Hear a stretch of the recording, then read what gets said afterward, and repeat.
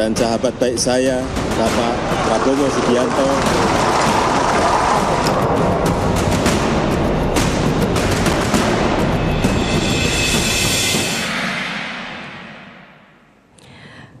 Saya selalu senang kalau melihat bagaimana peristiwa ini terjadi, Pak. Sahabat terbaik saya, Bapak Prabowo Subianto. Apalagi tadi saya sudah bilang orang yang paling sering ditemui oleh Presiden Jokowi untuk meredakan suhu politik saat ini. Saya kira nggak benar itu. Pak, beliau ketemu banyak orang lain. Bapak bersedia nggak kalau diajak masuk kabinet? Gerindra ikut membantu pemerintahan Jokowi. Pendapat saya ya, kita membantu itu tidak harus di dalam kabinet, ya. Tidak harus, ya. Dan pokoknya kalau demi kepentingan nasional kita siap membantu. Jadi nggak mau? Dalam bentuk apapun. Jadi nggak mau, Pak? Bukan soal mau nggak mau. Saya katakan selalu adalah demi kepentingan bangsa dan negara, itu aja. Ya, jadi kalau kita begini, kita pernah bantu pemerintah di banyak hal, di pungutan suara di parlemen yang kritis, kita juga bantu pemerintah. Anda cek aja di tahun-tahun pertama, ya kan? Jadi kita tidak mutlak harus di dalam pemerintah. Dan begini ya, kalau kita semua di dalam pemerintah, nanti yang check and balance siapa? Rakyat juga nanti kasihan, rakyat membutuhkan check and balance. Ya, jadi ini bukan saya sok tidak mau, tapi masalahnya adalah yang tadi saya katakan, demokrasi butuh pemerintah dan butuh pengawas, partner in tandem. Kita masuk semua pemerintah. Tapi Indonesia juga khas ya. Dalam keadaan tertentu, kalau situasi genting di banyak negara itu sering terjadi Government of National Unity, ya. Di Inggris waktu Perang Dunia Kedua, oposisi masuk semua untuk jaga keutuhan. Di keadaan pemerintah Bung Karno juga pernah, ya kan. Di saat negara genting, kalau demi kepentingan nasional, ya kita sebagai anak bangsa harus mau juga kalau memang dibutuhkan, ya. Tetapi rakyat juga perlu suara yang tidak, kalau masuk semua ya kita kan nanti siapa suara yang akan menyampaikan hal-hal yang tidak enak, ya kan? Dan jadi pemimpin itu harus dengar hal-hal yang tidak enak juga, jangan yang enak saja, kan gitu. Kecenderungan di Indonesia dan dimanapun bahwa keliling kita tuh selalu menyampaikan laporan yang bagus-bagus. ABS. Itu budaya kita, ya. Dan itu sifat daripada anak buah yang kasihan sama pemimpinnya. Jadi tidak mau kasih berita yang tidak bagus. Padahal pemimpin harus terima berita yang tidak bagus. Iya kan? Supaya dia aware gitu loh. Supaya tahu apa yang terjadi. Aman Pak, gimana keadaan? Aman Pak. Bagaimana keadaan? Bagus Pak. Aman-aman bagus, terjadi sesuatu, ya kan? Ini kebiasaan ini Melayu ini. Ya, di tentara apalagi, ya kan? Wah, saya pengalaman itu. Apa tuh? Ya sering begitu. Gimana? Aman Pak.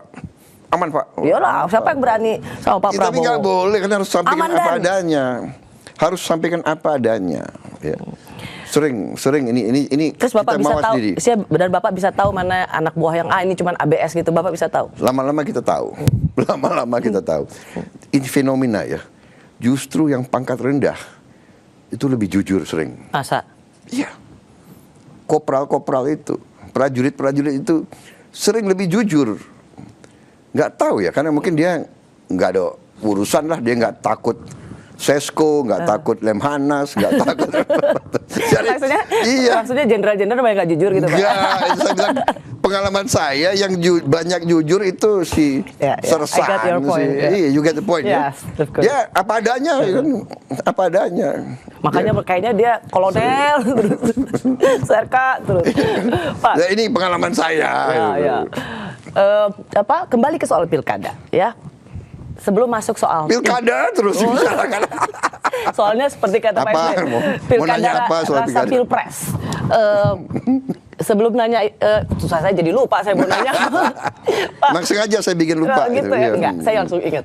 Kenapa jadinya Anies, Mas Anies, Pak Prabowo? Bukankah Bapak punya kader, yaitu saudara Sandi Uno gitu.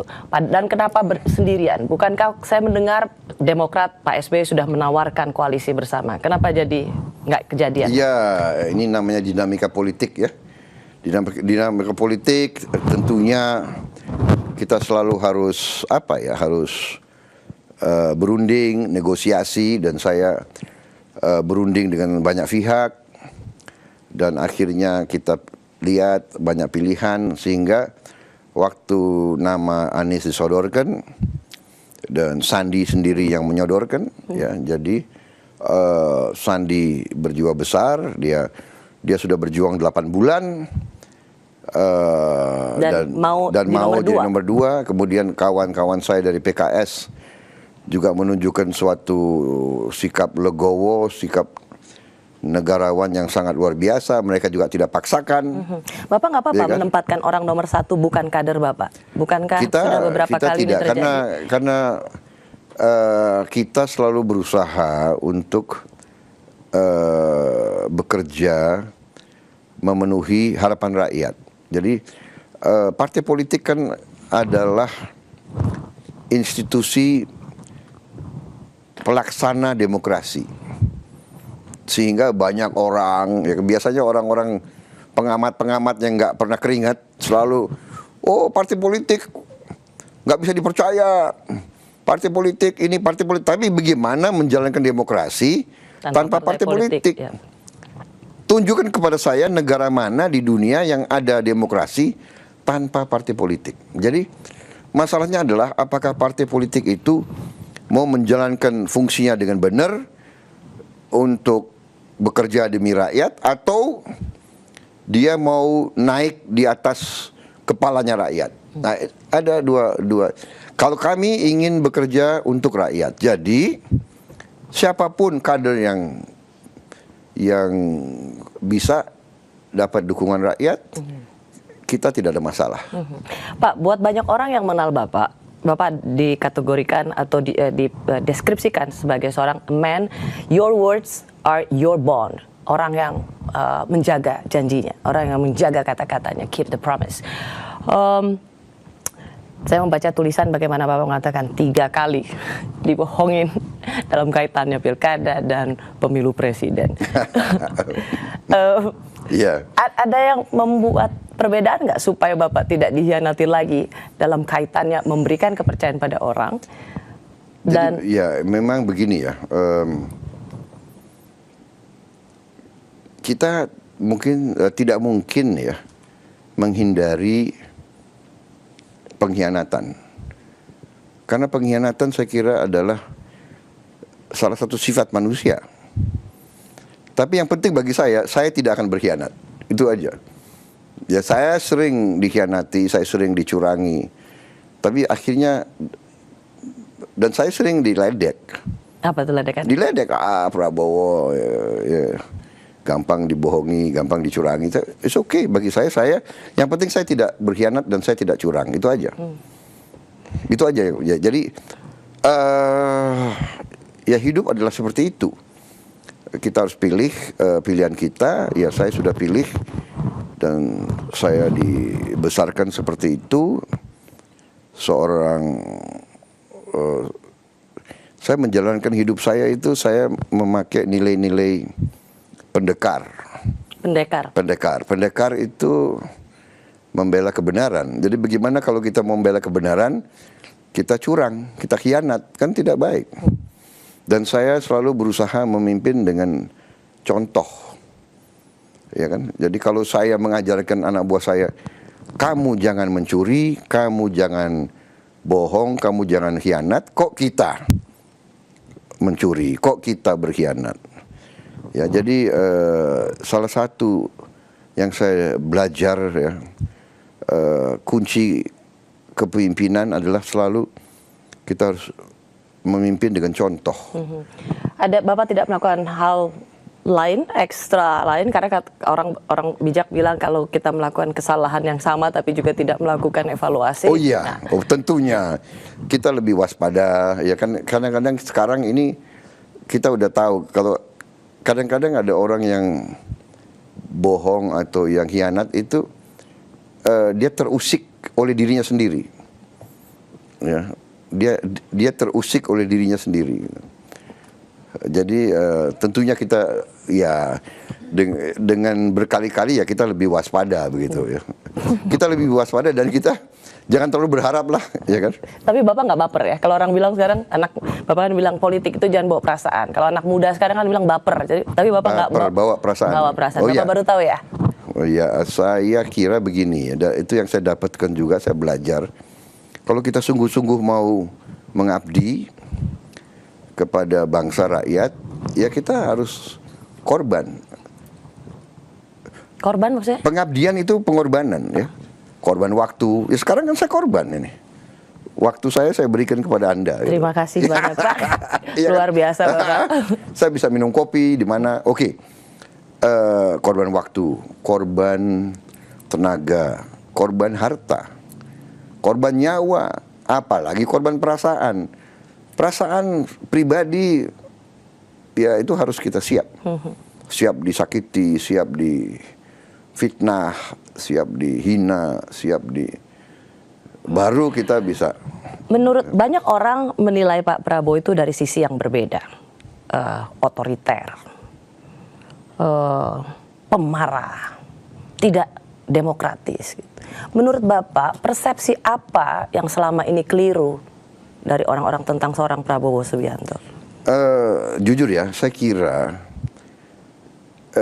ini hidup ya, hidup.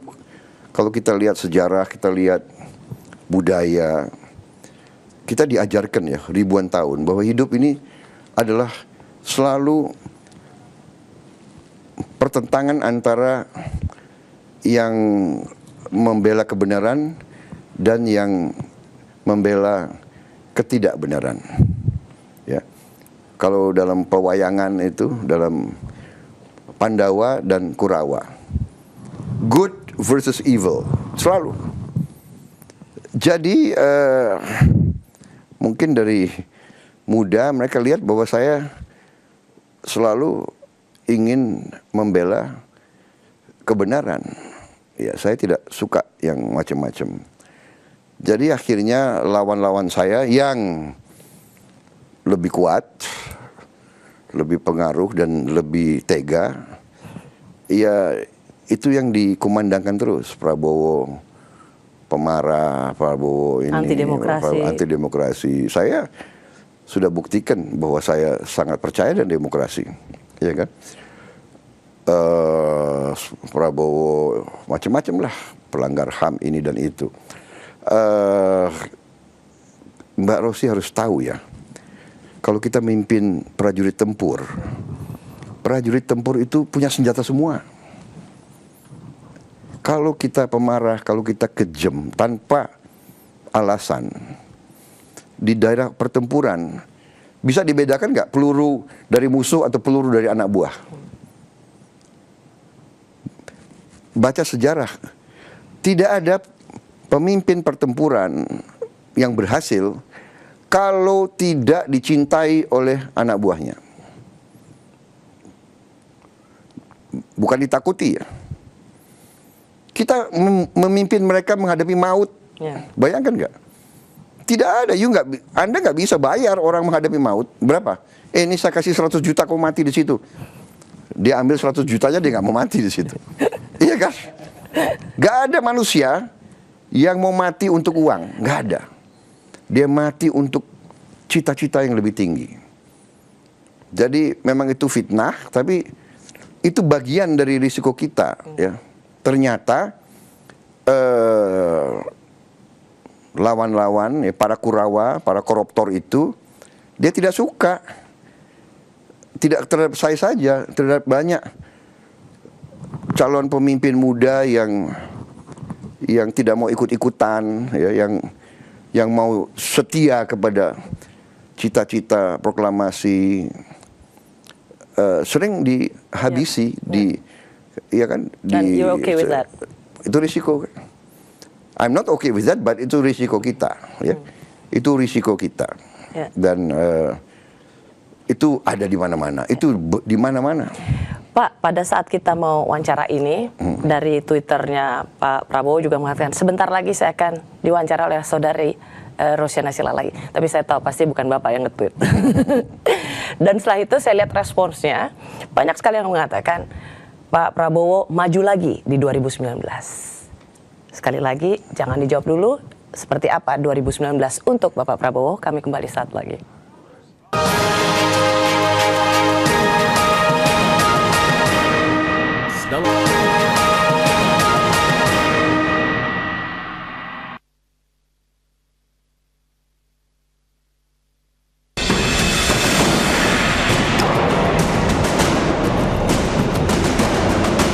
Dan sahabat baik saya, Bapak Prabowo Subianto.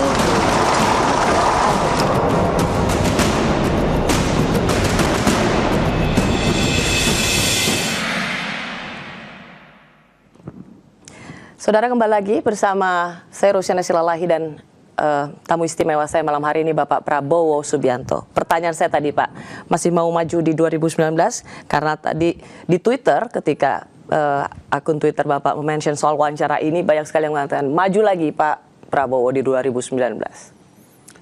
Iya, saya selalu mengatakan ya bahwa dalam politik itu 2 tahun atau 2,5 tahun itu is an eternity.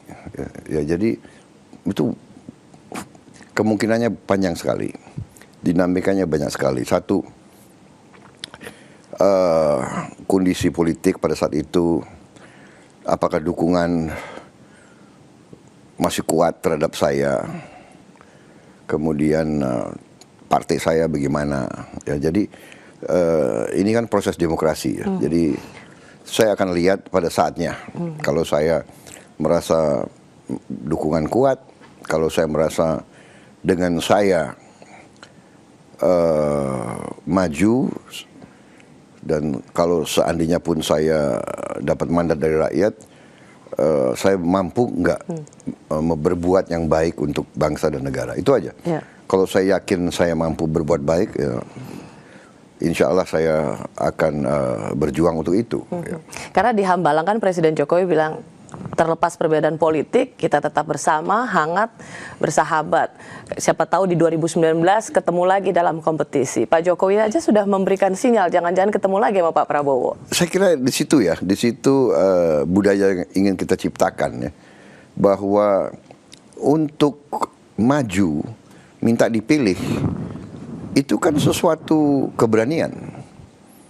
Ya, jadi orang-orang yang maju itu bagaimanapun adalah orang-orang yang berani, mau berkorban, ya kan, mau berhari-hari keliling, ketemu rakyat. Kan Bapak masih 65, iya, Trump aja 70. Iya, Pak. saya mau mengatakan, apakah itu Pak Jokowi, apakah saya, apakah yang lain-lain, ini kan yang dibutuhkan rakyat.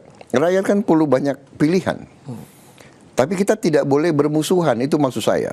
Dan itu alhamdulillah ya, hubungan saya dengan Pak Jokowi itu baik. Orang nggak percaya dan orang selalu kayaknya budaya, tidak hanya di Indonesia ya, budaya di banyak negara yang kita aneh ya. Kalau kita lihat di negara-negara yang demokrasinya sudah lebih hebat dari kita, ternyata kan mereka juga susah loh bisa bersaing, kemudian bersahabat baik gitu. Jadi saya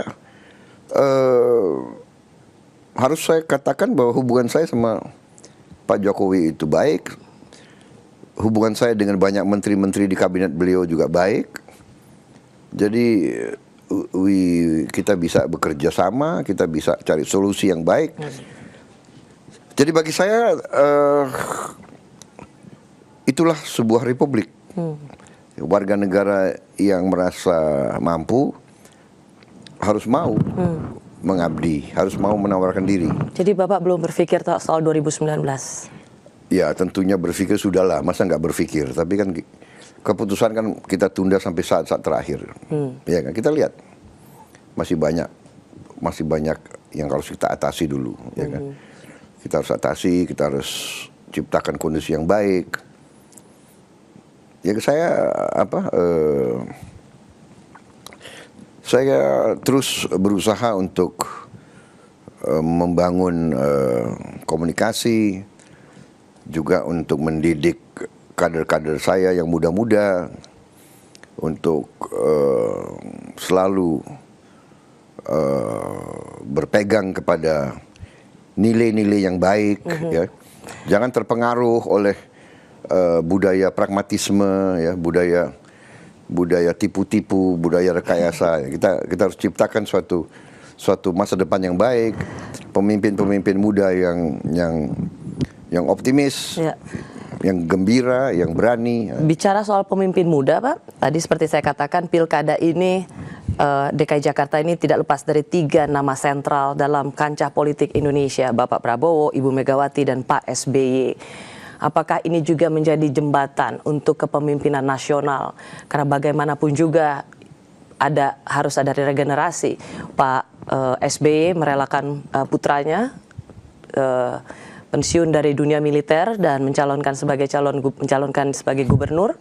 Begitu juga Bapak membawa nama baru, Anies Baswedan dan Sandi Uno, begitu juga dengan Ibu Megawati. Iya, memang itulah tugas kita kan. Kita harus cari bibit-bibit baru, kita harus kasih kesempatan, kan begitu. Dan tidak hanya DKI, ya dari banyak provinsi butuh pemimpin-pemimpin baru, pemimpin baik, ya kan, dengan budaya baik. Jadi itulah namanya penggemblengan, ya, melalui sistem. Jadi ya DKI, saya kira Jawa Barat, Jawa Tengah, Jawa Timur, provinsi-provinsi lain juga saya kira akan mendorong calon-calon pimpinan. Tapi dalam banyak keputusan politik, Pak, 3 nama sentral ini di satu sisi memang adalah fakta, tidak bisa dilepaskan dari nama-nama ketua umum partai.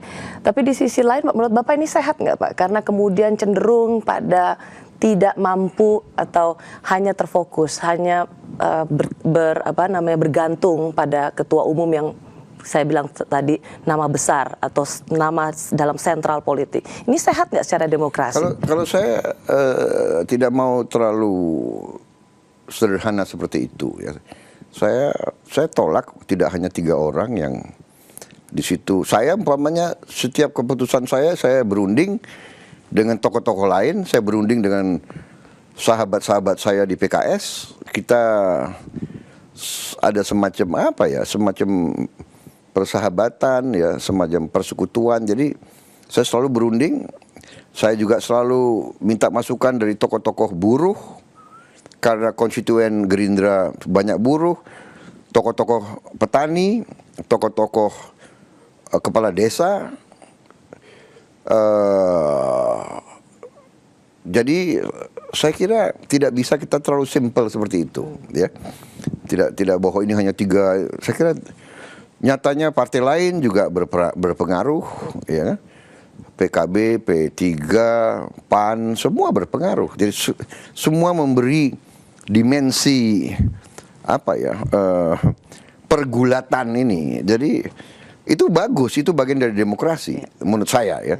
Hanya yang kita harapkan selalu adalah marilah kita semua ini menjaga harapan rakyat kepada kita. Ya. Jangan kita terlalu banyak manuver-manuver politik untuk kepentingan jangka pendek. Itu harapan saya. Pak, sebelum saya bertanya, saya ingin ajak dulu penonton di rumah dan juga Pak Prabowo untuk melihat kembali peristiwa yang menurut saya dan banyak orang bagi bangsa ini luar biasa, yaitu pelantikan Presiden Jokowi di 2014. Kita lihat dulu sama-sama.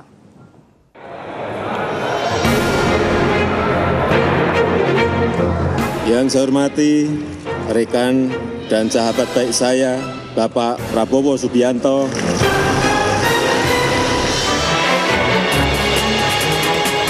Saat-saat yang menegangkan bagi sebagian orang.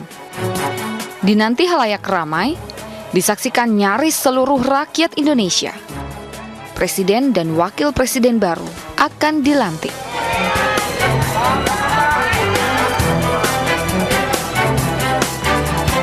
Namun pelantikan presiden bukanlah satu-satunya momen yang ditunggu. Ini dia jawaban atas pertanyaan yang simpang siur. Gambaran nyata yang seolah menampar keras isu panasnya hawa politik di seputar Pilpres. Calon presiden yang kalah dalam pertarungan nyatanya datang memenuhi undangan. Hari itu ia menjadi bintang selain presiden yang terpilih.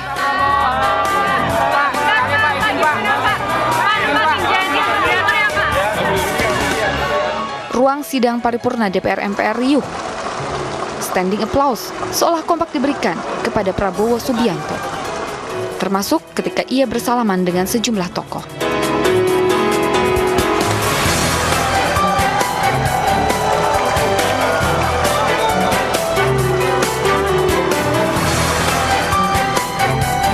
Prabowo Subianto hadir di acara pelantikan Presiden Joko Widodo.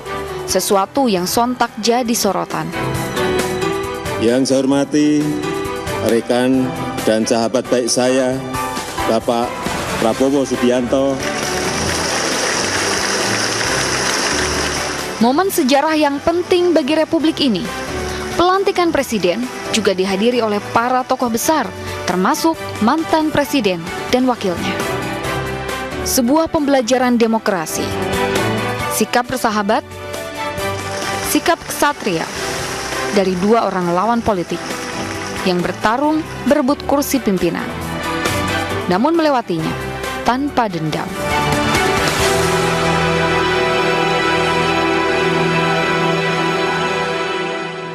Pak Prabowo, Bapak kan sebenarnya nggak wajib datang, tidak harus datang. Dan saya tahu banyak juga masukan untuk Bapak ngapain harus datang. Yang lain juga nggak perlu datang. Tapi Bapak tetap datang. Kenapa mau datang? Saya merasa saya wajib datang. Bahwa kita harus memberi contoh kepada rakyat. Pelantikan presiden adalah pelantikan kenegaraan. Kita sebagai warga negara apabila diundang seyogianya hadir. Apalagi saya waktu itu calon ya, kita hanya 2 calon, kita telah bersaing dan ini bagian dari budaya demokrasi. Pihak yang kalah harus memberi selamat kepada pihak yang menang. Ini tradisi politik yang ingin Bapak. Saya kira harus demikian. Kita di bidang olahraga seperti itu. Kalau kita kalah pertandingan bola, masa kita keluar ngambek? Rusuh. Ya, justru jagoan-jagoan di dunia malah datang memberi selamat ya. Saya kira demikian ya, di bela diri juga seperti itu. Jadi ini apalagi dalam bidang masyarakat dan politik, rakyat butuh kesejukan. Rakyat ingin suasana damai. Tidak mungkin kita bernegara dalam keadaan pemimpin saling curiga, pemimpin saling jelek-jelek. Ya, nggak boleh. Tidak. Ya itu budaya yang saya terima ya dari banyak sesepuh saya. Mikul dhuwur mendem jero. Kalau ada kekurangan dari pemimpin-pemimpin kita, ya sudahlah. Ya, jangan terlalu kita ungkit-ungkit gitu. Ya, karena apa? Rakyat kita ingin suasana damai. Ya. Itu harapan rakyat. Masa pemimpinnya memberi contoh jegal menjegal. Ya. Ini kita harus hindari. Ya, di hari pertama Presiden Joko dilantik, Bapak sudah memberikan sinyal kuat dan memberikan contoh serta keteladanan seperti itu. Dan saat ini ketika situasi politik juga memanas, komitmen Bapak tidak diragukan sama sekali bahwa Bapak adalah orang yang selalu berdiri untuk NKRI, untuk nilai-nilai yang sama bagi Republik ini. Ya. Apa harapan Bapak bagi tokoh-tokoh sentral politik lainnya? Saya berharap mereka juga akan utamakan kepentingan bangsa, negara, rakyat. Saya yakin juga di ujungnya mereka akan mengerti bahwa semua unsur pimpinan harus memberi contoh. Saya dulu pernah dikasih pelajaran bahwa kepemimpinan politik itu seperti pendulum. Kalau di atas goyangnya kecil, di bawah goyangnya besar. Jadi kadang-kadang pemimpin itu kita harus selalu memberi suatu optimisme. Ya, jangan kita selalu memberi ketakutan kepada rakyat. Ya. Dimulai dari pemimpinnya. Bapak banyak bicara soal tadi partai politik, DPR. Saya dengar di Hambalang ada diklat kader-kader Gerindra ya. Dengar dari mana? Ada dong. Masa nggak tahu dong. Saya rasa ini bagus sih Pak. Wartawan ini intelnya hebat ya. Iya, memang Bapak aja yang punya intel. Saya rasa tapi ini bagus Pak. Karena apa? PDIP membuat sekolah politik. Sekarang Gerindra juga saya rasa juga melakukan hal yang sama. Karena demokrasi ini akan menjadi sia-sia dan tidak seperti tadi kata Bapak menjadi sesuatu yang tidak dipercaya rakyat ketika para politisinya tidak memberikan makna demokrasi itu dengan baik, tidak memberikan keteladanan. Jadi bagus sih, saya mengucapkan selamat ada diklat di Hambalang. Gimana Pak, gemblengnya? Bandel-bandel nggak mereka? Nggak bandel. Ya, itu bagian fungsi partai politik ya, mendidik pendidikan politik, mendidik disiplin, ya kan. Kalau bandel-bandel mereka suruh bersihin kuda aja Pak. Enggak ada yang bandel kok. Ya, enggak ada yang bandel. Malas-malas sedikit ada. Semua kan begitu. Ya kita mawas diri. Kita harus koreksi diri kita. Ya. Saya rasa memang partai politik membutuhkan banyak kader yang baik, banyak kader yang berkualitas. Dengan demikian kita bisa memberikan makna demokrasi untuk tanah air dengan lebih baik lagi. Pak Prabowo, terima kasih banyak sudah menerima saya dalam wawancara khusus kali ini. Sukses untuk program penurunan. Katanya mau berapa kilo lagi? Ya, saya kira harus fit kita ya. Jadi selain berkuda harus mulai main bola. Ya. Atau punya klub bola aja lah. Punya klub bola aja. Ya. So thank you so much Pak Prabowo. Terima kasih. Selalu menyenangkan untuk berbicara dengan Terima kasih. Terima kasih. Dan saudara, sampai di sini wawancara saya bersama Pak Prabowo Subianto. Nantikan dalam wawancara berikutnya bersama saya Rusyana Silalahi hanya di Kompas TV. Selamat malam.